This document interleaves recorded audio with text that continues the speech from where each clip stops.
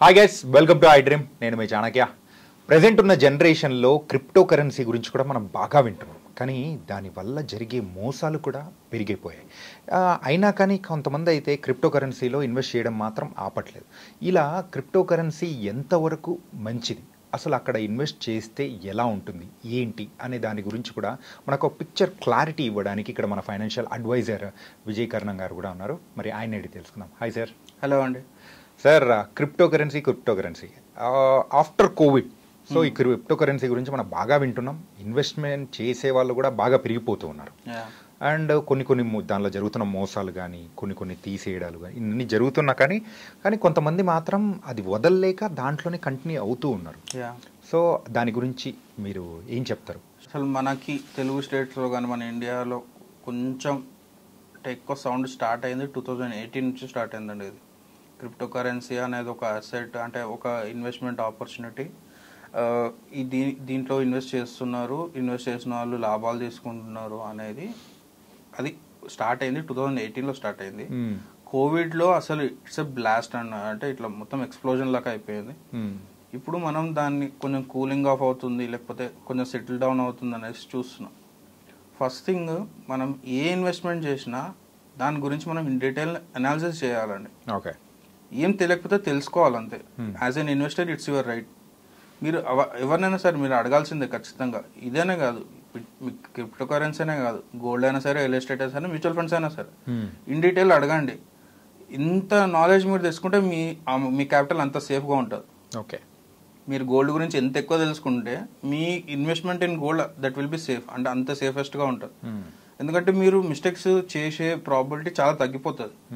So same అట్లాగే మీరు bit coin గురించి తెలుసుకుంటే మీరు, అంటే నేను ఒక జనరల్గా అడుగుతున్నాను, మీకు క్రిప్టో కరెన్సీ గురించి బేసిక్గా ఏం ఐడియా ఉంది చెప్పండి మీకు జస్ట్.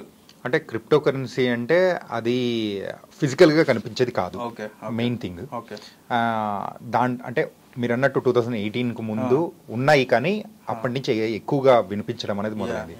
బిట్ కాయిన్లో ఎవరైతే ఇన్వెస్ట్మెంట్ చేశారో అప్పుడు సుమారు అది 1-2 లక్షలు అట్లా ఉండేది.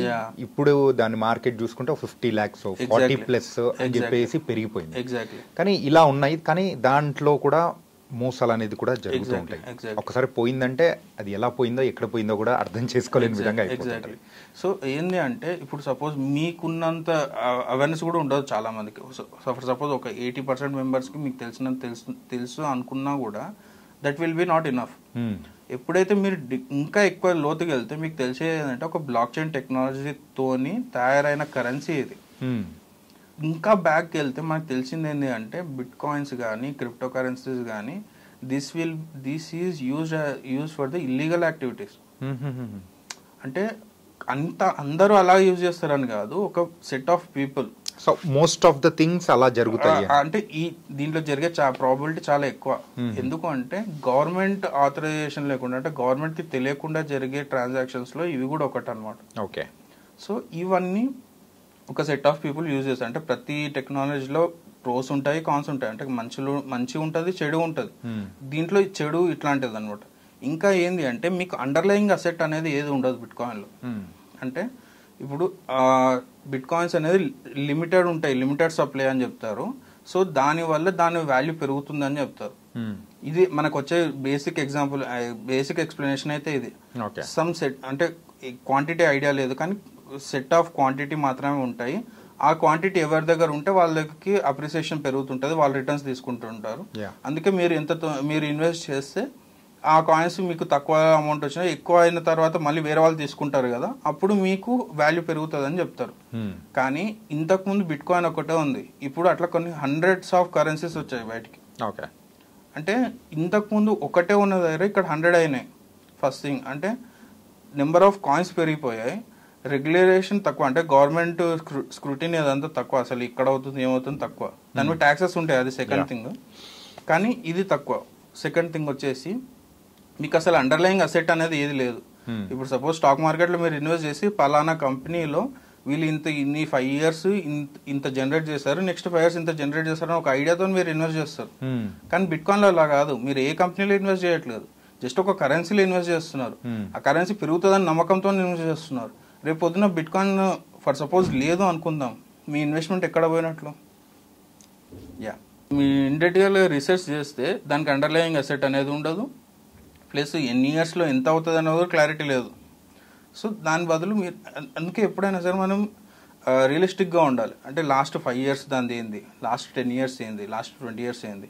ఇప్పుడు భూములైనా సరే లాస్ట్ 10 yearsలో ఎంత పెరిగింది, లాస్ట్ 20 yearsలో ఎంత పెరిగింది, మీరు క్యాలిక్యులేట్ చేసుకుని మీకు ఒక ఐడియా వస్తుంది. అరే నేను నెక్స్ట్ 5 yearsలో 10 yearsలో ఇంతే ఎక్స్పెక్ట్ చేయాలి దీనిలోకి వెళ్ళి.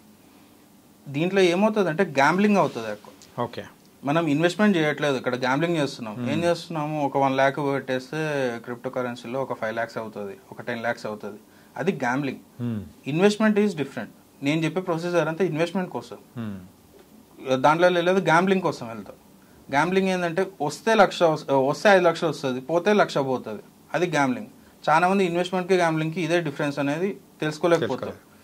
ఎప్పుడైతే మనం షార్ట్ టర్మ్లో ఎక్కువ అమౌంట్ రావాలనుకుంటామో అది గ్యాంబ్లింగ్. మనం లాంగ్ టర్మ్లో అయినా సరే మనకి రియలిస్టిక్ పర్ఫార్మెన్స్ ఉండి మనకి ఉన్న అసెట్స్ అన్నీ సెక్యూర్గా ఉండి మనకు అమౌంట్ గ్యారంటీగా వస్తుంది అనుకుంటే అది ఇన్వెస్ట్మెంట్. ఈ డిఫరెన్స్ని చాలా తక్కువ మంది తెలుసుకుంటారు, తెలుసుకున్న వాళ్ళు బయటపడతారు అంతే.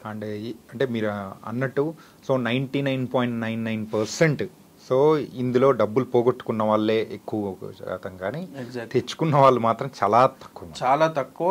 అండ్ వన్ మోర్ థింగ్, తెచ్చుకున్న వాళ్ళు కూడా మనకు ఎవరు చెప్పరు బయటికి, ఎందుకంటే వాళ్ళు మళ్ళీ దాంట్లోనే ఇన్వెస్ట్ చేస్తారు. వాళ్ళు కూడా ఒక్కసారి అలవాటు పడిపోయిన వాళ్ళు దానికి వెళ్ళిపోతుంటారు తప్ప. ఇప్పుడు నాకు ఒక క్లయింట్ ఒక అతను కలిసాడు. అతను రోజు mid night as per US markets కి రిలేటెడ్ అతను ట్రేడింగ్ చేస్తున్నాడు. అతను ఈ బిట్ కాయిన్స్ కి క్రిప్టో కరెన్సీ ట్రేడింగ్ చేస్తున్నాడు అతను. నేను చెప్పాను అసలు దాని గురించి అంత ఓపెన్ ఇన్ఫర్మేషన్ లేదు బయటికి, అంత రిస్క్ తీసుకోకండి అంటే, లేదు నాకు ఇన్ని రోజుల నుంచి ఇన్కమ్ వచ్చింది, దీంతోనే వచ్చింది, నేను దీంతోనే కంటిన్యూ అవుతున్నాను అనేసి అంటున్నాడు. కానీ ఆల్ ఆఫ్ ద నైట్ ఏమైనా అయ్యే ఛాన్సెస్ ఉంటాయి అక్కడ. సో అంత హై రిస్క్ తీసుకోవాల్సిన అవసరం లేదు. ఐడియలిస్టిక్ అంటే రియలిస్టిక్గా ఉండాలి. మనం 15%, 20%, 30% సరే రిస్క్ తీసుకుని బిజినెస్లు పెడుతున్నాం, 30%, 40% రిటర్న్స్ జనరేట్ చేయడం అనేది realistic thing in a year. కానీ నేను రాత్రికి రాత్రి ₹1,00,00,000 రావాలి, రాత్రికి రాత్రి 2 కోట్లు రావాలనేది ఇట్స్ ఎ గ్యాంబ్లింగ్ థింగ్. మనము పోకర్ కానీ గ్యాంబ్లింగ్ ఏదైతే చూస్తున్నామో దానికి ఇది పెద్ద డిఫరెన్స్ ఏమి ఉండదు, ఈ రెండు సేమ్ అనమాట. ఓకే, మొత్తం ఇదైతే మీరు చెప్పినట్టు క్రిప్టో కరెన్సీ వైపు అయితే వెళ్లకుండా ఉంటేనే బెస్ట్ అని. Exactly. Okay, so thank you so much sir. Thank you. So guys, మరి డబ్బులు ఎవరికి ఊరికే రావు కాబట్టి సో మీరు కూడా ఎక్కడైతే ఇన్వెస్ట్మెంట్ చేస్తున్నారో అది కూడా మెయిన్గా క్రిప్టో కరెన్సీలో అయితే చేస్తే మనము పోగొట్టుకోవడమే తప్ప రాబట్టుకోవడం అనేది చాలా రేరెస్ట్ థింగ్గా ఉంటుంది. సో అటువైపు వెళ్ళొద్దు అని చెప్పేసి ఇక్కడ ఫైనాన్షియల్ అడ్వైజర్ కూడా చాలా చక్కటి మరి సలహాలు కూడా ఇచ్చారు, ఇవి పాటించండి. సో గైస్, మరో ఇంటర్వ్యూతో మళ్ళీ కలుద్దాం. అంతవరకు take care. This is your Chanakya.